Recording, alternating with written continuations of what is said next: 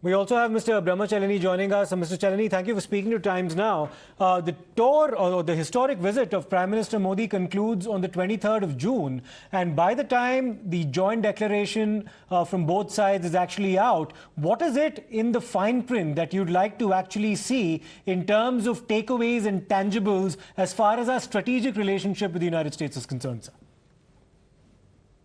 The Biden administration has billed Modi's visit as a transformative visit. The way the US government has hyped this visit underscores the importance it lays to this visit. So it's very interesting that the US government itself has raised expectations from this visit. The issue is, what results will this visit produce? The results in terms of deals, we already know there'll be a couple of major defense deals. But will the results be in terms of charting a clear direction for the bilateral relationship, especially in key areas, whether they extend from semiconductor supplies to defense cooperation to cooperation in the Indo-Pacific region? Remains to be seen, but definitely the Biden administration is putting a lot of emphasis on this visit, expecting it to produce results that are going to be fundamental to charting a more closer direction for this bilateral relationship. The fact is that a China-Russia alliance is America's strategic nightmare. But unfortunately for American policymakers, US policy itself is pushing Russia and China closer together. These sanctions against Russia are forcing Russia to pivot to China.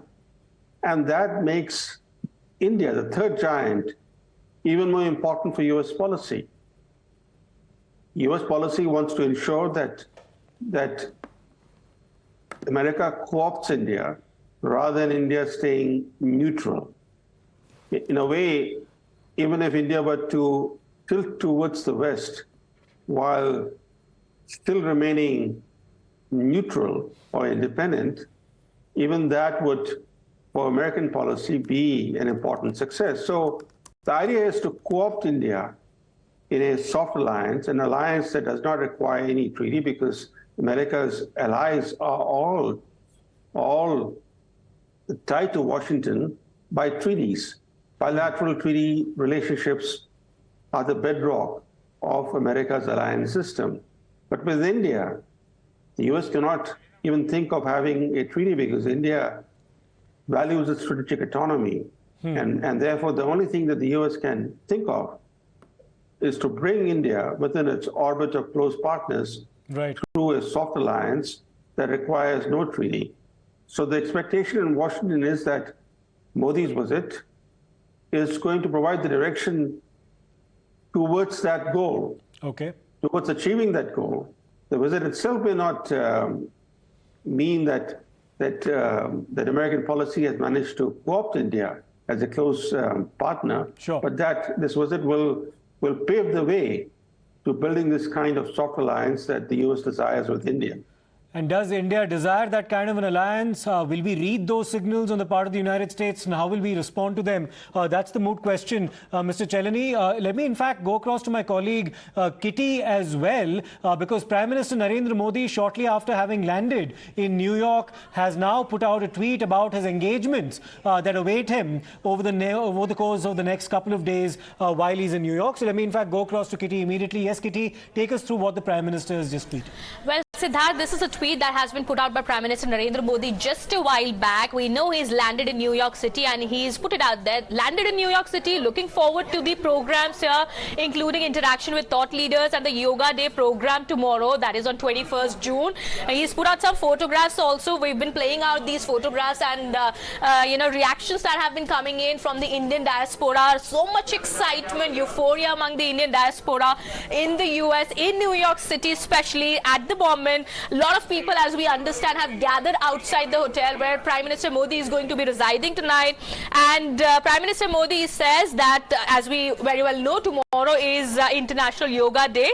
And so the program that has been, that is going to take place tomorrow on 21st of June, he's going to be participating in that, and he's also going to be interacting with business leaders tomorrow.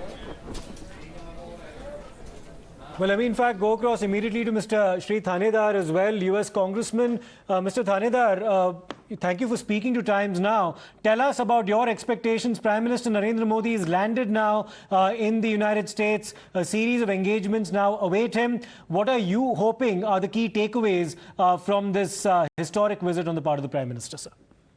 Well, there is a lot of excitement, and this is a time to build a lasting relationship between the oldest democracy and the largest democracy. And I'm looking forward to collaboration in defense, in technology, in medicine, in education, in space technology. There is so much that these two countries can come to do together. So it's very, very important that that Prime Minister Modi and President Biden have a heart-to-heart conversation, meeting of minds on these important issues. Mr. Thanedar, you trace your roots to Belgaum in Karnataka, then you of course moved to the United States, grew from humble beginnings, and now you're a congressman in the United States. Tell us about how you've seen the evolution of Indo-US ties and what makes this specific visit on the part of the Prime Minister, Mr. Modi, different from the previous visits by other Prime Ministers in the past, sir. Well, again, I grew up in poverty. 24 years I lived in India. I came to the United States to pursue my PhD. And my student visa was denied 4 times before finally I was given a student visa to come to this country.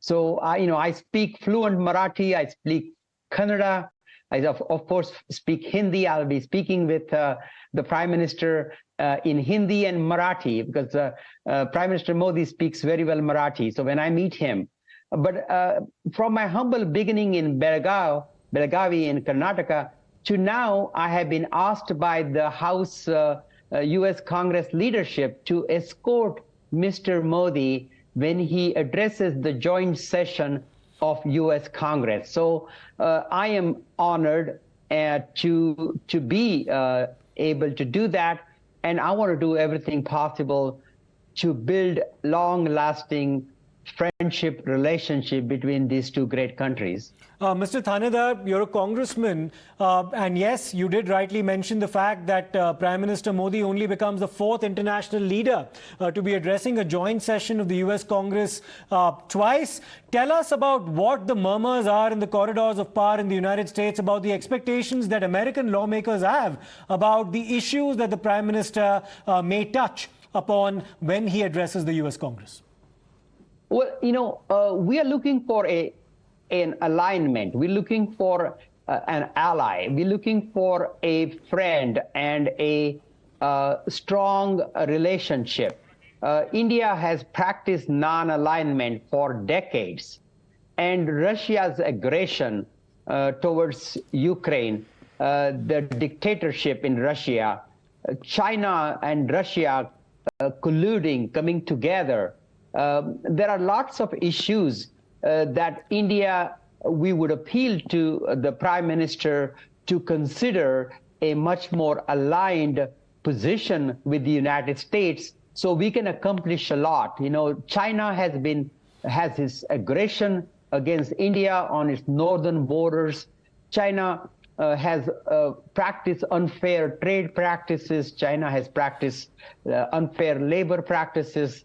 It is important that for the sake of the India-Pacific region, Indian Ocean region, to have that stability, for that peace, for that, we need to really stop China's aggression. And that can only be done through a very, very strong relationship between these two great nations. Mr. Thanedar, as far as bilateral trade between the Americans and the Chinese are concerned, it's almost in the range of 600 billion US dollars, which is several times the bilateral trade between India and the United States. You've talked about Chinese expansionism, Chinese aggression. How much of this criticism against China on the part of the US will actually translate into tangible trade relations and enhancement of trade relations with India, and simultaneously a re-evaluation of the trade ties that the Americans share with the Chinese?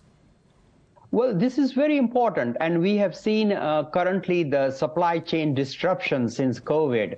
We've seen the shortage of chips, and if India can be an economic partner in a much more robust way than what we have seen in the history, that would be mutually beneficial for the United States as well as India. India has huge potential, has a number of a high degree of young people in India, a great level of technology that exists, and manufacturing skills. And India certainly can compete significantly with China in terms of technology, in terms of manufacturing, and this will be a good way to challenge China's behavior, China's aggression, its colluding with dictatorial Russia. India and United States can be a significant answer to the China-Russia dictatorial practices and unfair trade practices. You talked about Putin's leadership in Russia. You also talked about Russian aggression against Ukraine. However, India and the United States have a slightly divergent point of view with respect to ties with Russia. We have our own energy security to safeguard, and therefore we are procuring oil from Russia at significantly cheaper prices to take care of our population here. Does America appreciate Indian concerns on this matter? And do you see this divergence as a roadblock for the evolution of ties, or do you think we'll be able to overcome this? It's not a roadblock. You know, this is between friends. We should be able to bring up uncomfortable issues between friendship and between these open and straightforward negotiations and conversations between these two great leaders. Issues will come up, and we may not agree on all of those issues. But this is certainly a time to bring up the concerns that United States have against India, and vice versa. If India has concerns about United States, I'm sure Prime Minister Modi will bring that out as well. And this is a time for us to talk heart to heart. But in the end of this meeting and end of this visit, we want to be assured that we have a strong relationship between these two great countries. Thank you so much, Mr. Thanedar, for speaking to us. And of course, I'm sure you'll be looking forward to the Prime Minister's meeting with you when you escort him as well. And we wish you all the best. And yes, we expect this to be a free and frank exchange of views between these two leaders.